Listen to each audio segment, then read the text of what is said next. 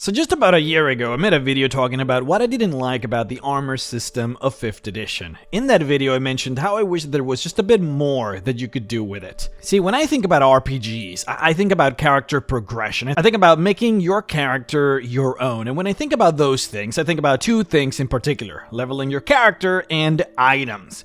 Dungeons & Dragons does a spectacular job at the leveling up side of things. You know, you pick a class, and when you defeat monsters or complete quests, you level up. You gain more features, your abilities become more complex. If you have access to spells, then you get a lot more, and your overall damage and hit points increase. It's fantastic, it's great, it's exactly what you would expect from an RPG, but that is just 50% of the equation. The other 50% is supposed to be, at least in my eyes, items. Whether you are playing an MMORPG like Final Fantasy XIV or World of Warcraft, whether you're playing a CRPG like Pillars of Eternity or an action RPG like Dark Souls, your equipment, your items, your armor, this stuff really matters. Hell, throughout this video, I'm going to be playing Baldur's Gate 3 here in the background just so that you can have something to watch, but in this game and others of its kind like Divinity Original Sin, if you have played them, you will be able to tell just how important and fun it is to collect cool gear for your character so that you can customize it. Anyways, I am unearthing all these comments from a video that I made about a year ago because I have just created a new PDF called Armor Redesigned, which is meant to be part of my solution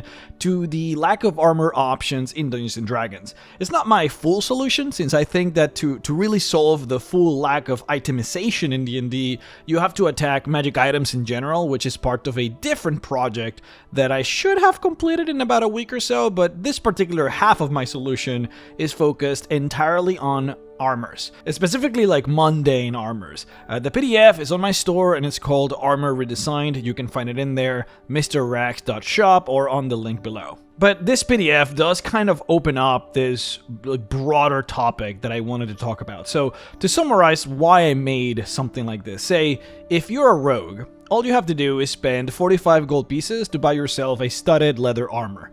It's kind of lame.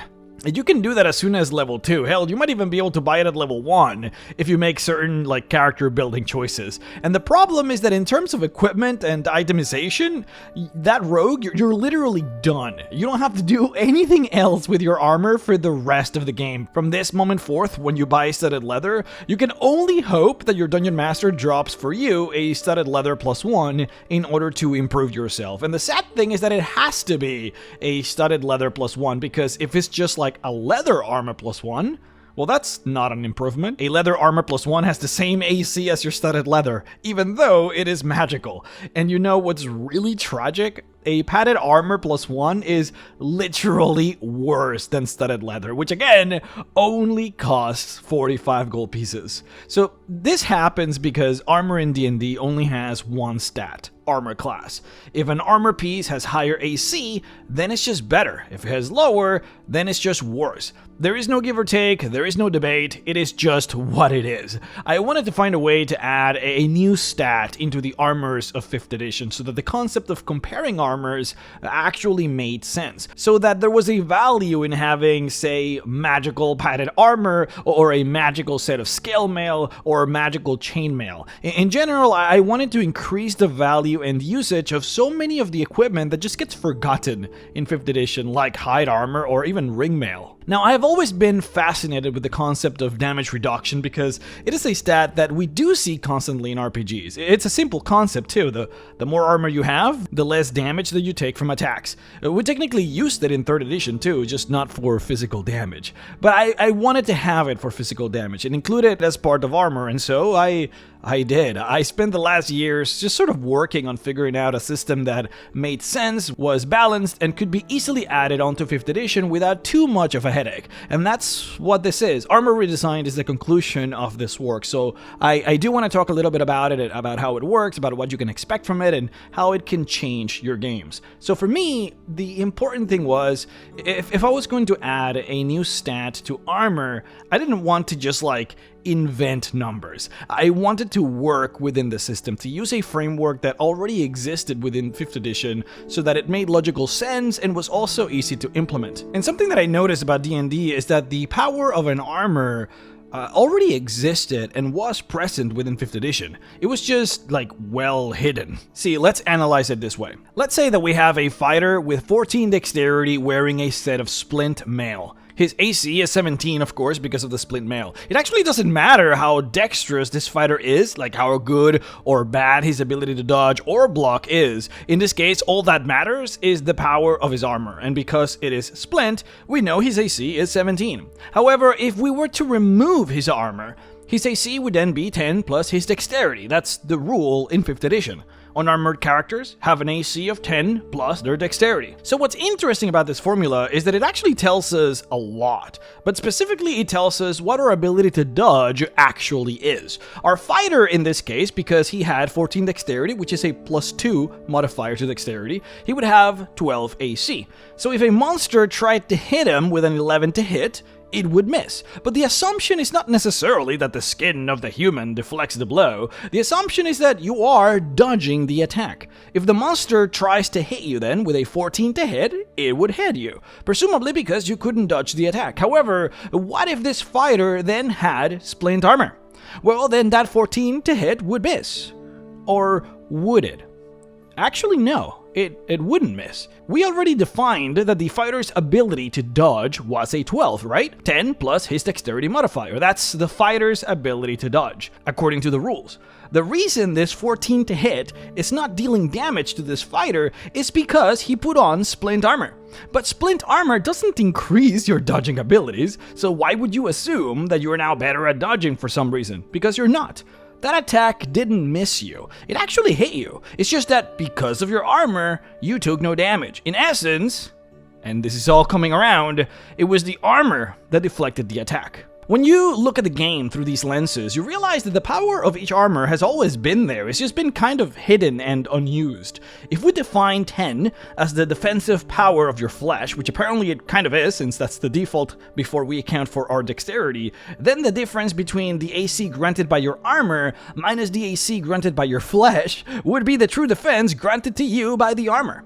So because Splint has an AC of 10 minus 10, which is the base of your body, you would get 7. And so the armor value of Splint in this case would be 7. This is the number that I've been fascinated with. This is the number that I wanted to use for my armor reduction stat, since out of all of the numbers, it just seemed like it represented the power that each armor had the most. And so what I did is that I calculated that number for each armor and then used that for armor reduction, and then I started working on the rules from there.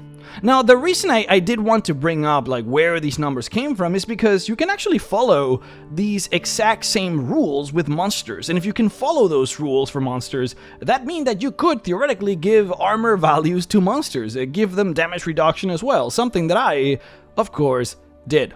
Now, you as a player, you don't have to worry about any of that, of course. All you have to do is just look at the damage reduction value of your armor and you're done. Numbers that I have, of course, given to you in the table on the PDF. But you as a dungeon master, then yeah, you do kind of have to understand where the numbers come from just so that you can give them to your monsters or figure out any problems that may arise. But that is, of course, an optional thing. You don't necessarily have to give them to monsters. But before we get into that, we should talk about how damage reduction actually works. So the concept is simple. Let's say that you have chainmail. Chainmail has a damage reduction value of 6. So basically, every single time that you get hit by an attack, whether it is a melee, a ranged, or even a spell attack, as long as it comes from an attack roll and it hits you, you subtract 6 from any damage that that attack would do to you. So if a bugbear smacks you with an attack that hits you, and he would have dealt 14 points of damage to you, thanks to your chainmail, you only take 8 damage instead, since your chainmail would absorb 6 of that 14.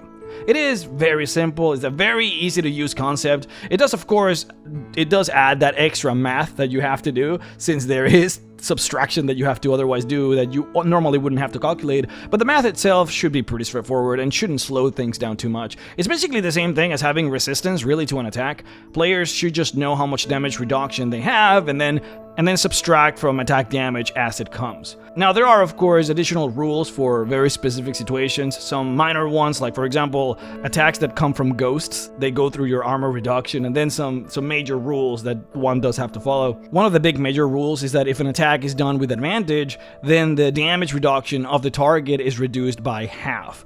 Attacks with advantage basically have a way of going through armor, which is going to be crucial for both players and monsters in order to bypass really powerful armor armor from their target. If you're fighting dragons, golems, or really any creature with massive armor, it'll be very important for you as a player to find ways to get advantage to mitigate their armor as much as possible. Now, to talk about the other major rules, we have to cover AC. I haven't really changed any rules regarding like armor class AC at all. It works the exact same way that you would expect it to, except for one small thing that actually has major implications on AC. Armor doesn't give you AC anymore. Armor just gives you damage reduction now. AC now functions as if you were always unarmored, so your AC will now always equal 10 plus your dexterity modifier, since now AC is exclusively your ability to dodge. We are removing AC's influence in you like absorbing damage. Now it's just for dodging. It works the same though. An attack under your AC misses, an attack equal to or above your AC hits you,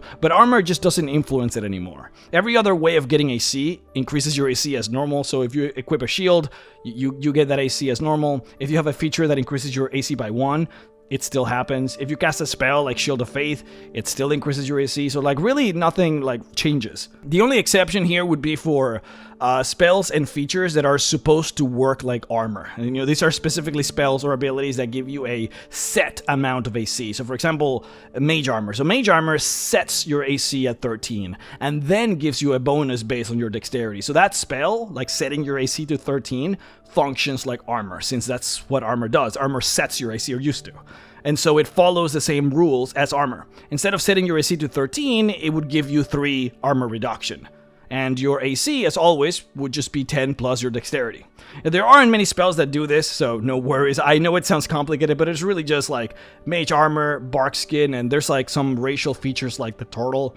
Anything that just sets your AC to a number, it's just simply, you simply reduce that number by 10, and that becomes your damage reduction. So Bark Skin, instead of setting your AC to 16, it just gives you 6 damage reduction. The turtle shell, instead of setting your AC to 17, it gives you 7 damage reduction. You can follow that. It's that straightforward. There really aren't many features that do this anyways. Now, I do have some special rules for unarmored defense, like for the barbarian and the monk, but we don't really have to get into that here. The rules are on the PDF, but they follow the same concept. So anyways, what are the expectations then? Now, by adding damage reduction, what happens? So AC is now much lower than what you're used to. Tanks are going to be walking around with like 11 or 12 AC because a tank's ability to dodge is supposed to be really low, which is of course compensated by their ability to mitigate damage thanks to their high damage reduction. Characters can still obtain higher AC, but it would come exclusively from dexterity and from their magical items. See, before, a paladin could obtain unreal amounts of AC by just making a few key decisions. You know, plate armor will give you 18 AC, plus a shield, 20 AC, plus Shield of Faith, 22 AC. You are already a god, by the way, with 22 AC. A normal monster with a +5 to hit now has to roll a 17 or higher to hit you. That's like an 85% chance of missing you every single time it attacks you. And that paladin doesn't even have magical items. A +1 shield is an uncommon item, technically supposed to be worth like 500 gold pieces, so super easy to get. And if that paladin also gets the defense fighting style at level 2, oh god, it just keeps going. You can become like literally immune to damage. On my system, what happens now is that paladin can still make all those choices to empower itself, but this time without actually like freaking breaking the game. Provided the paladin has like a +1 to dex, that would give him a starting AC of 11, and with a shield, 13 AC. With Shield of Faith, 15 AC. Before, a monster with a +5 to hit only had a 15% chance of hitting the paladin, but now it has a 50% chance, which feels a lot more reasonable. A lot of the conceptual changes here were designed to limit the ability for some of these classes to reach absurd levels of AC. In particular, classes like the Paladin, the Eldritch Knight, and the Artificer, which were some of the worst at doing this. So now, through my system, if you get a +1 armor, that +1 gets added to both your AC and your damage reduction. That's very important. Since shields don't affect your armor as it is, a +1 to your shield would only affect your AC. But yeah, This in particular, a +1 to your armor, giving you a bonus to both your AC and your damage reduction, is crucial because this is what allows you to use traditionally weaker armors. See, using Armor Redesigned, if you were a rogue with studded leather and you found a leather armor +1, now leather armor +1 is actually stronger than your studded leather, which is what you want. You generally want magical armors to be stronger than mundane armors, and this accomplishes that. Both leather armor +1 and mundane studded leather both give you the same amount of damage reduction, but leather armor +1 also would increase your AC, which studded leather would not, hence making it better.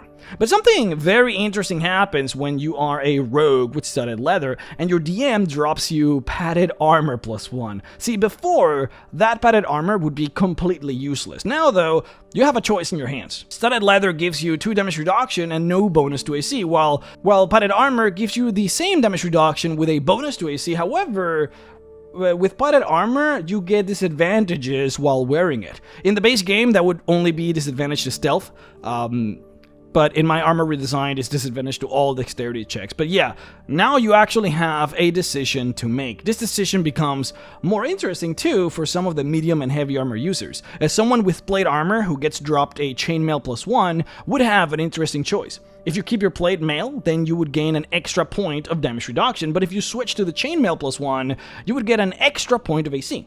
Choices, choices. You actually get choices now, which I absolutely love. And you can only do this when you have 2 different stats. Now that I have dropped some context, I can talk about the other major rule about damage reduction, and that is that if an attack roll hits 10 points higher than your AC, then the receiver can only also benefit from half its damage reduction.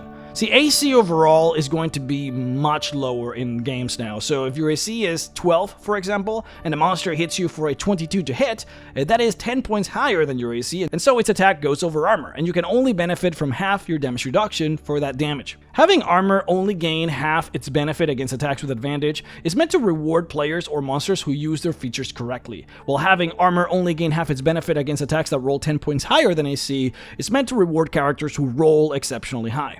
And this is particularly important because with AC being so low across the board, I didn't want players to disregard getting their plus to hit improved as they progress through the game.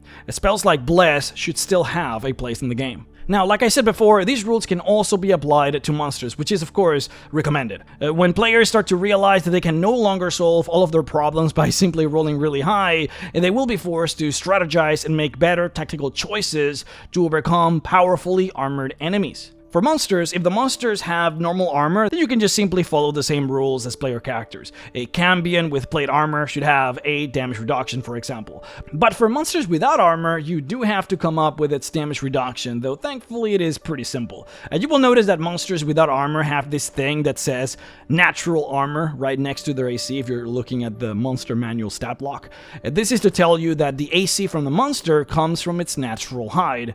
So then it becomes a matter of just figuring out the power of the hide, which is pretty simple. You grab the AC of the monster, you subtract its ability to dodge, which is always 10 plus dexterity, and then the number that's left, it's its armor reduction. When you do this, you will actually notice something really cool. Monsters that in the lore are supposed to be heavily armored will actually be heavily armored. It's something that the game didn't really have a way to showcase before. In the original 5th edition, there was no functional difference between, say, like an angel that was really fast versus a rock golem that was very durable.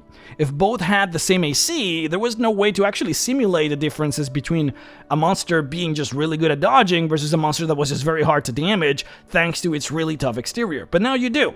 The fast monster will simply dodge attacks like normal, while the tough monster will get hit a lot but will rely on its damage reduction to survive the damage. Now you will finally hear the dragon say, "My scales are steel," and you will get the actual meaning of its words. Creatures like dragons, ropers, bullets, golems, creatures that conceptually are supposed to be tough, your players will now be able to actually feel are tough. Now, actually playing the game, how does it feel to play with damage reduction? Okay, so your tanks will feel like real tanks. Heavy armor users start with a high amount of damage reduction, since Chainmail has 6 damage reduction. This means that attacks from simple basic monsters will on average deal only like 1 or 2 points of damage on them.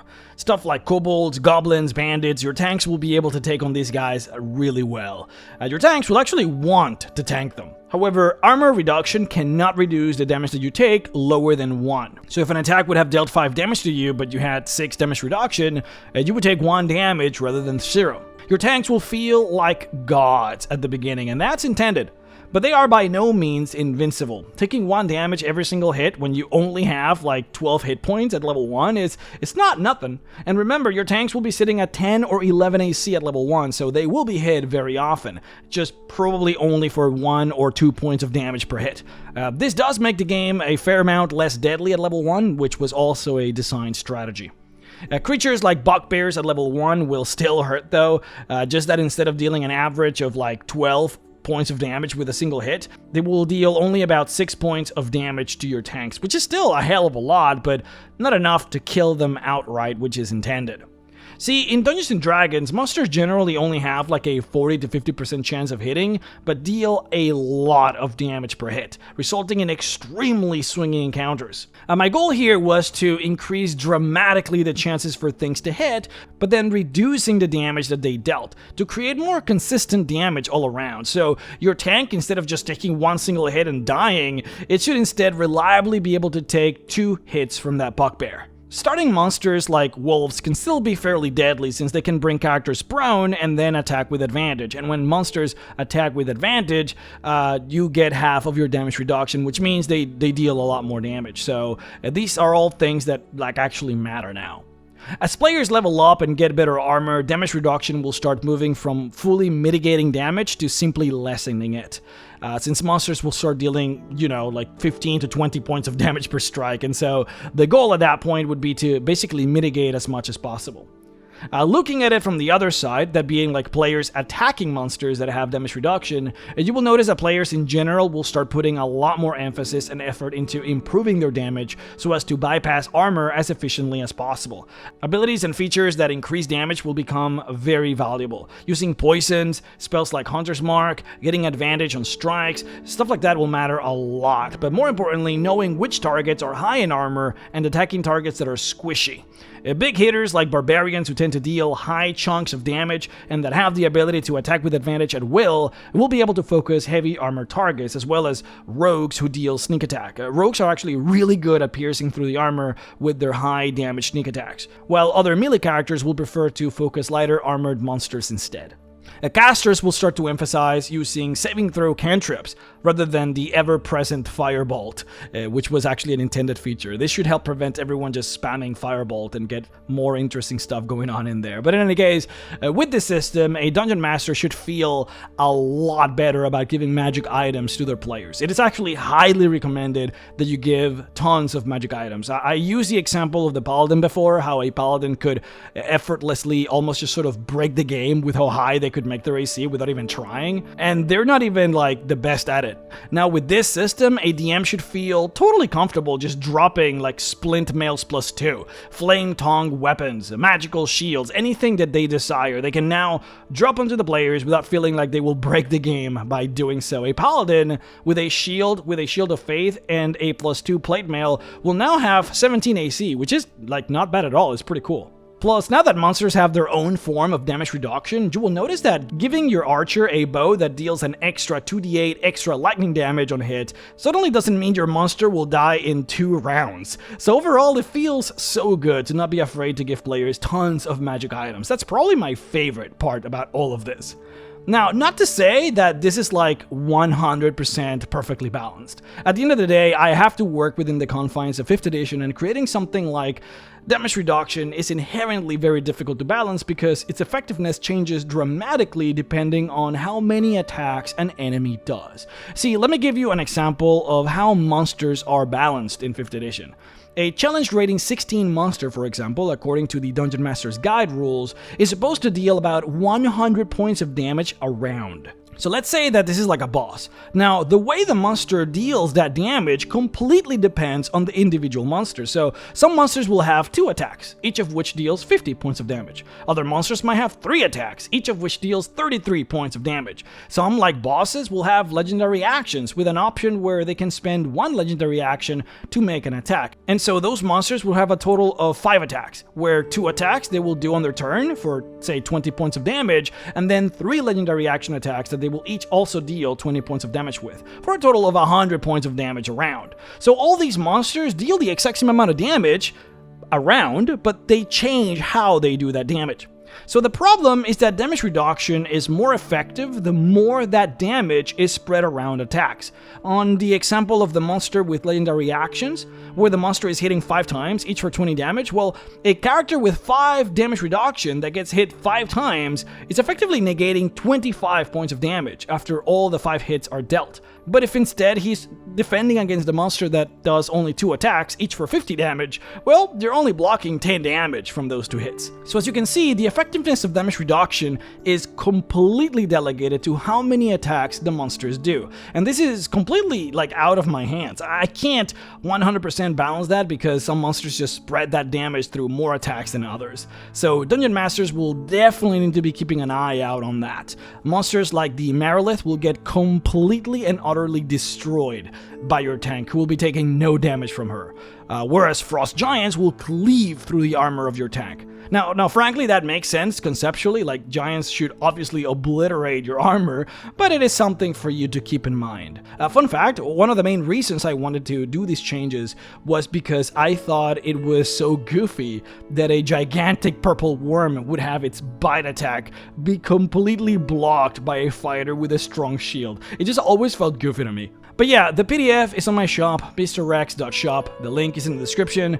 In there I have rules for how all of this works. I have the tables for the new stats for the armors. I also have some special tables in there if you're a Dungeon Master for how to balance your encounters. So if you want to unleash upon your players, say a CR12 monster, I have a table in there to help you figure out how much HP that monster should have, how much AC, how much damage reduction, all that good stuff. I also have some tables in there for more or less how much money you should give your players per level so that your players can purchase the armor upgrades that they need in order to stay relevant throughout the game, and of course magical weapons as well, because it is worth noting that if you keep on upgrading the damage reduction of your monsters but you do not allow your players to improve the damage of their weapons, then they might fall behind. Then there is an entire chapter on the PDF for players to be able to buy armors made from materials other than the traditional steel. So if you guys want to buy mithril armor, you can do that. We have adamantine armors, we have silver armors, mithril, we have chitin armor, so you can, for example, skin high armored monsters and re-equip their carapace as an armor. We also have armors made from legendary monsters like dragons and such. I wanted your experience in deciding what armor to use to be more interesting than what we have now, and I think I accomplished that, so I'm very interested to hear your opinions on this. Now, like I said at the beginning, this is actually part 1 of my 2-parter on how to sort of fix this issue that I've been having with D&D. This is to solve the armor aspect of things, specifically the mundane armor aspect of things. Basically, the non-magic related issues. I do have another set of issues with how players do not have access to magic options, but that is my next big PDF, which should be releasing in about a week or so. But anyways, thank you guys so much for just chilling here with me. I hope that you guys like the PDF. I have been working on this for such a long time. I was supposed to have this released months ago, but I wanted to make sure that I tested this thoroughly. I've been playing with this for the past 3 campaigns and improving it as I went. I know it's kind of weird to make a whole video about this. I typically do not do this sort of thing, especially to I don't know, I guess just promote something, but I really wanted to delve deep into this project and just I guess talk about it. It's so weird to work on something for so long and to feel so passionate about it and not be able to speak about it. It's odd. But yeah, mrrhexxart.shop or link in the description. Check it out, guys. See you all around.